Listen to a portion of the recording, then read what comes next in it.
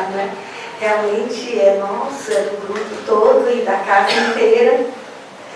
E é uma coisa que era preciso ficar claro, assim, que a gente diz assim, que é uma militância, né? Colocar, eu sinto assim, o espiritismo também na universidade e no grupo e na vida, uma militância no sentido de ser algo que a gente tem que ter estratégias.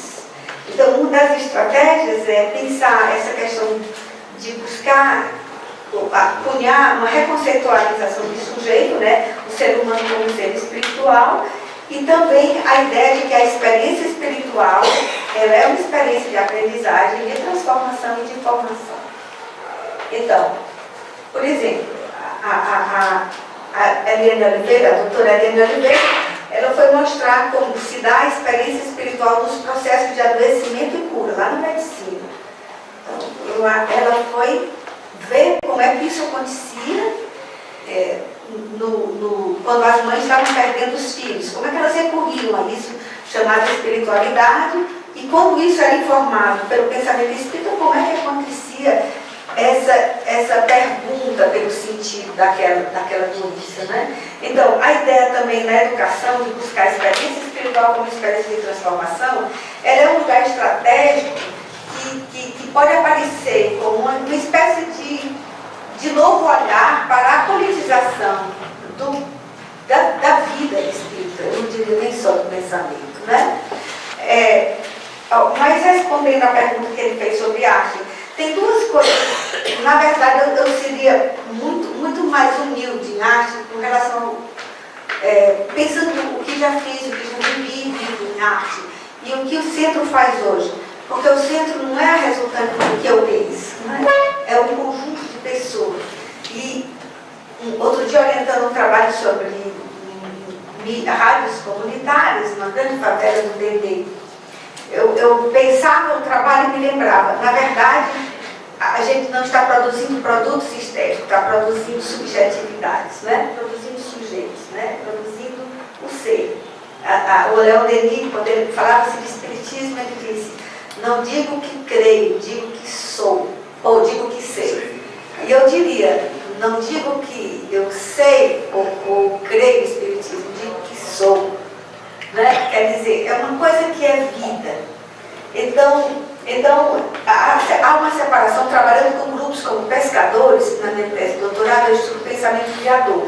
Mas em determinado momento, eu coloco no estudo de como a pessoa cria ou se reconstitui os processos fora, externos, e os processos internos, o que acontecia com a psique.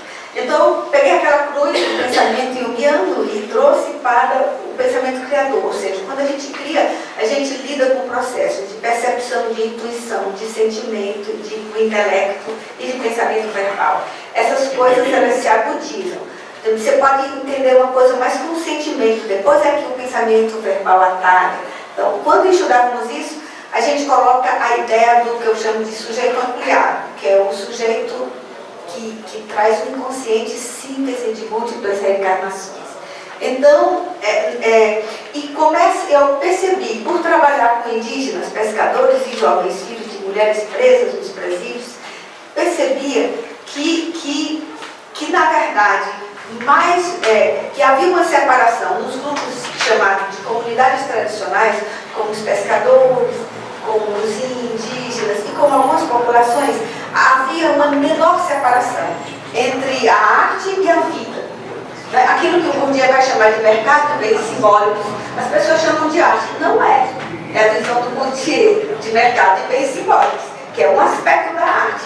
Mas a arte pode ser uma dimensão do sujeito, a artisticidade, que foi isso que os parâmetros curriculares mostraram. Você não estuda arte porque você vai ser artista. Por isso que hoje ela está para todo mundo, né? Assim também você não estuda matemática porque vai ser matemática, mas porque são dimensões do sujeito que aprende, né? Então, há uma tentativa. Como as pessoas precisavam ser sujeitos, primeiro ser gente, não só consumidores da música vil, daquilo que se dizia sobre elas precisavam ser primeiro gente, como a gente diria numa linguagem mais simples, né? Então, até para elas poderem olhar o outro, o criador da música, como de igual para igual. Então, eu acho que a gente está, digamos que, a gente não pode dizer, vamos primeiro fazer sujeitos para depois fazer produtos de música. É claro que a gente lida com arte como essa mediação, como se disse, mas é num nível muito mais, devido ao pensamento formador, que é mais esse diálogo com o ser espiritual que somos. A gente pode ter produtos estéticos, mas a gente está pensando mais na recriação dos sujeitos. Né? Essa arte como uma forma de recriar o sujeito. Não é uma visão chamada instrumentalizadora da arte, arte como um meio para passar um sentido já pronto. Não. É uma visão de que a arte pode ser uma experiência que mistura aspectos, estratos do ser, que costumam estar apartados. Na aula eu só aprendo, na religião é que eu rezo, em tal lugar é que eu sinto, no namoro é que eu sinto, em tal lugar é que, né? É a tentativa de juntar esses estratos nessas mediações.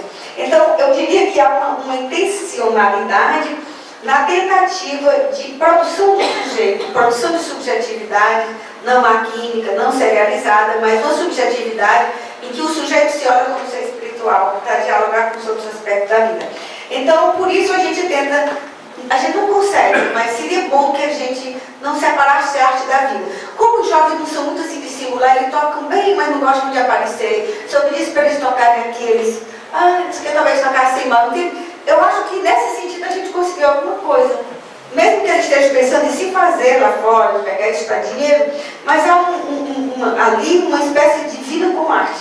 Pelo menos num nível muito tênue, nesse sentido, de não haver uma forte emulação no apresentar-se e uma valorização excessiva do produto, como em outras experiências artísticas, né? Então, a outra coisa que eu tinha dito era essa questão da experiência espiritual como uma experiência formadora. E eu diria assim, só com relação a essa discussão que vocês estavam falando, que mesmo na hermenêutica de profundidade, que é o maior estudo dos textos pelo texto mesmo, há um estudo do ambiente sociocultural, sabe? Senhor. Então eu acho que um texto, por exemplo, do Emmanuel não pode vir fora do contexto da obra dele e do próprio ambiente sociocultural de produção com o qual ele dialoga como autor espiritual, né? Como sugestão, né? De trabalho. Havia um enquadramento diferente, senão você pega uma fala, né? Embora seja muito boa, essa crítica da despolitização do espiritismo, viu? Eu acho que toda crítica tem que ser a juventude para falar, né? Tá dizendo que tinha que se autorizar, né? Isso vale para todo mundo, não é só para o jovem solar, não. Então, mais ou menos isso que eu queria dizer. E então, que o centro não é a resultante de um trabalho coletivo. Eu não detenho as direções, embora eu presida o centro, não detenho as direções do processo. Sou uma pessoa que compõe um grupo, o grupo pode votar contra fazer uma coisa, na mesma hora eu me calo.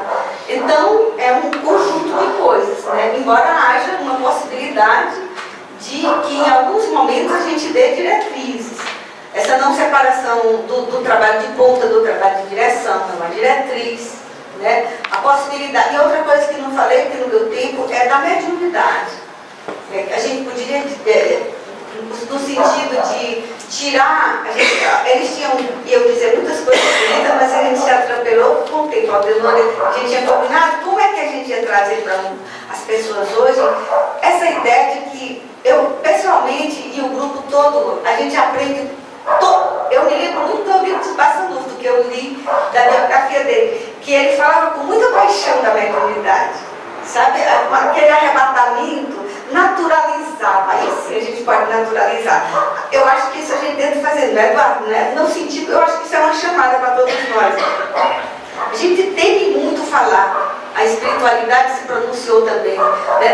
Eu digo, trabalhar com juventude envolve essa questão, a mais do que produção da subjetividade, a tentativa de produção da vida.